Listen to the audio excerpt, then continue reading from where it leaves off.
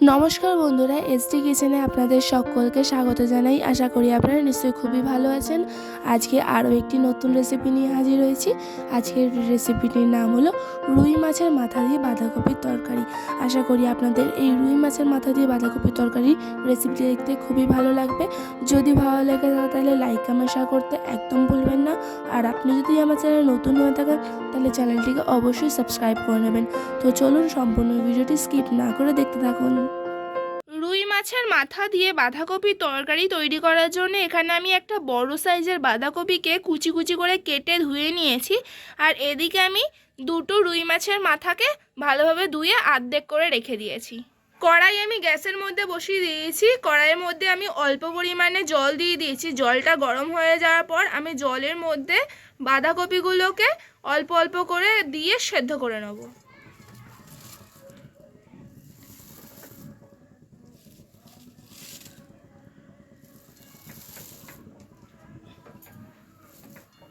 বাঁধাকপিগুলোকে দেওয়ার পর আমি 5 মিনিটের জন্য ঢাকা দিয়ে রেখেছিলাম। হালকা হালকা বাঁধাকপিগুলো নরম হয়ে এসছে। আর বাদবাকি যে বাঁধাকপিগুলো রয়েছে সেগুলো আমি কড়ার মধ্যে দেওয়ার পর নুন দিয়ে আরও কিছুক্ষণ ঢাকা দিয়ে রেখে দেবো, যাতে বাঁধাকপিগুলোকে আরও ভালোভাবে সেদ্ধ হয়ে যায়।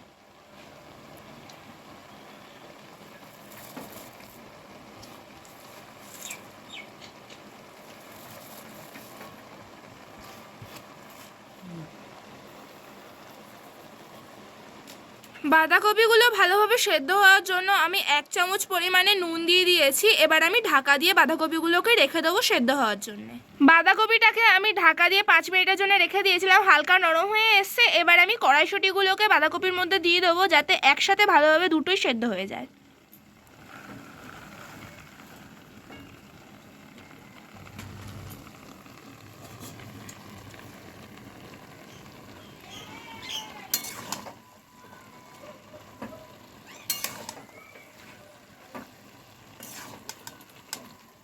কড়াইশুঁটি আর বাঁধাকপিটা আমি ভালোভাবে সেদ্ধ করে নিয়েছি। এবার আমি কড়াইশুঁটি আর বাঁধাকপির জলটা ঝরিয়ে নেব।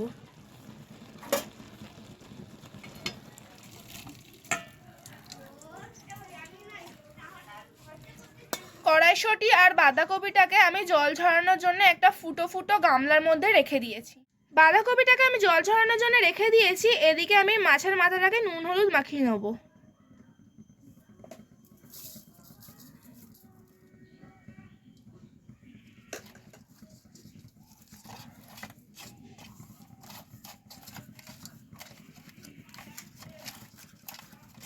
এদিকে আমি কড়াইয়ের মধ্যে পরিমাণ মতন সরষের তেল দিয়ে দিচ্ছি।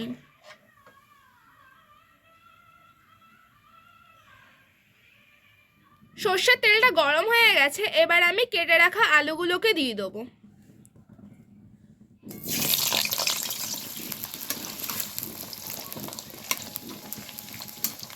আলুগুলো ভাজার সময় এবার আলুর মধ্যে আমি অল্প পরিমাণে নুন দিয়ে দিচ্ছি, যাতে আলুর মধ্যে ভালোভাবে নুনটা ঢুকে যায়।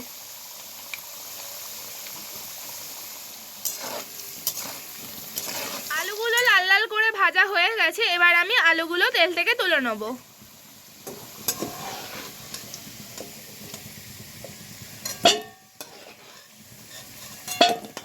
আলুগুলো আমি ভেজে তুলে নিয়েছি। এবার ওই সেম তেলের মধ্যে নুন হলুদ মাখানো মাছের মাথাগুলোকে দিয়ে দেবো।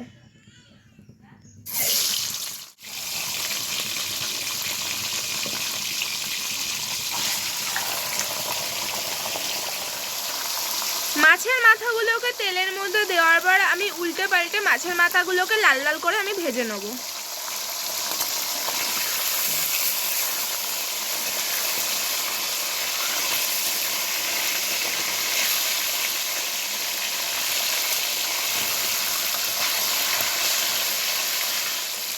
মাছের মাথাগুলো লাল লাল করে ভাজা হয়ে গেছে। এবার আমি মাছের মাথাগুলোকে তেল থেকে তুলে নেব।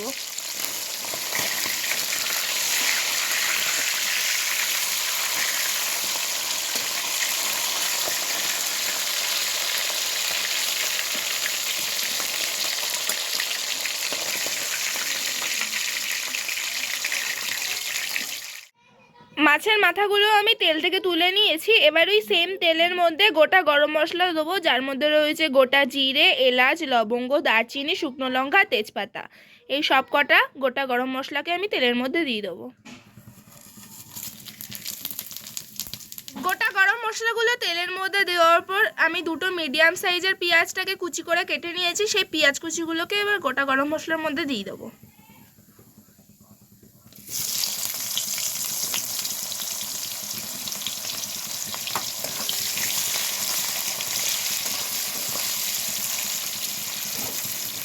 পেঁয়াজ কুচিগুলো তেলের মধ্যে দেওয়ার পর আমি নাড়াচাড়া করে নিয়েছি। এবার আমি বাটা মশলাগুলো দিয়ে দেবো, যার মধ্যে রয়েছে আদা বাটা, রসুন বাটা, লঙ্কা বাটা আর জিরে বাটা।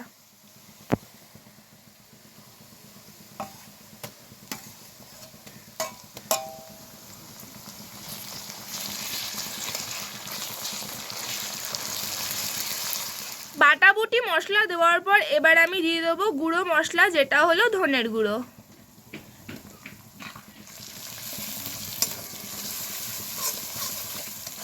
ধনের গুঁড়ো দেওয়ার পর এবার আমি দিয়ে দিচ্ছি 1 চামচ পরিমাণে কাশ্মীরি লঙ্কার গুঁড়ো। কাশ্মীরি লঙ্কার গুঁড়ো দেওয়ার পর এবার আমি দিয়ে দিচ্ছি 1 চামচ পরিমাণে হলুদ গুঁড়ো।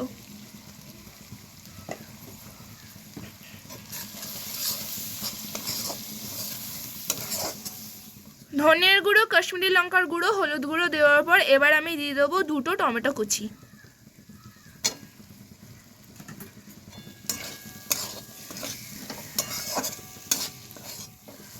মশলাগুলো নাড়াচাড়া করার পর এবার আমি মশলার মধ্যে জল ঝরানো বাঁধাকপি আর কড়াইশুঁটিটাকে দিয়ে দিচ্ছি।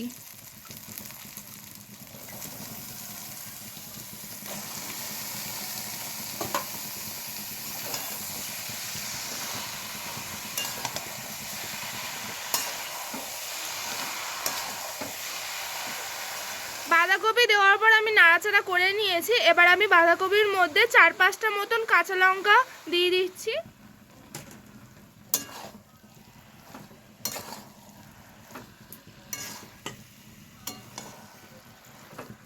বাঁধাকপির মধ্যে কাঁচা লঙ্কা দেওয়ার পর এবার আমি ভেজে রাখা মাছের মাথাগুলোকে দিয়ে দেবো।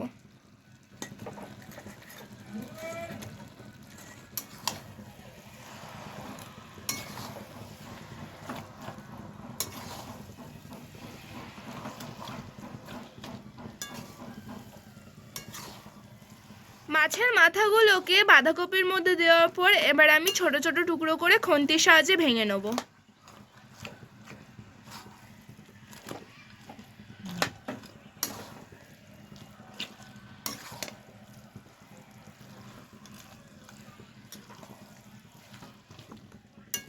বাঁধাকপির মধ্যে মাছের মাথাটাকে দেওয়ার পর আমি ভেঙে নিয়েছি খুন্তির সাহায্যে। আমি বাঁধাকপি সেদ্ধর সময় আর আলু ভাজার সময় যেহেতু নুন দিয়েছিলাম, সেই তোমরা টেস্ট করে একটু দেখে নেবে নুনটা ঠিক হয়েছে কি না। আমার এখানে একটু মনে হলো যে নুন লাগবে, সেই জন্য আর অল্প পরিমাণে আমি নুন দিয়ে দিচ্ছি। নুন দেওয়ার পর আর অল্প পরিমাণে আমি মিষ্টি দিয়ে দিচ্ছি। নুন মিষ্টি দেওয়ার পর আর ভেজে রাখা আলুগুলোকেও আমি বাঁধাকপির মধ্যে দিয়ে একসাথে নাড়াচাড়া করে নেব।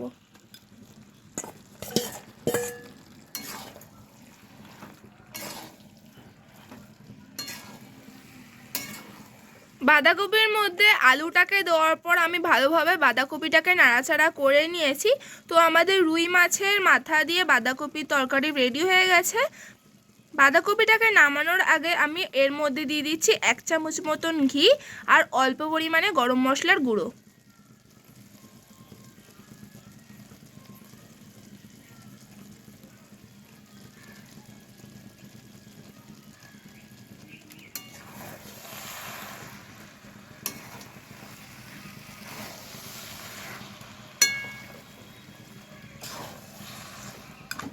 তাহলে আমাদের রুই মাছের মাথা দিয়ে বাঁধাকপির তরকারি রেডি হয়ে গেছে। এবার আমি কিছুক্ষণের জন্য বাঁধাকপিটাকে ঢাকা দিয়ে রেখে দেবো।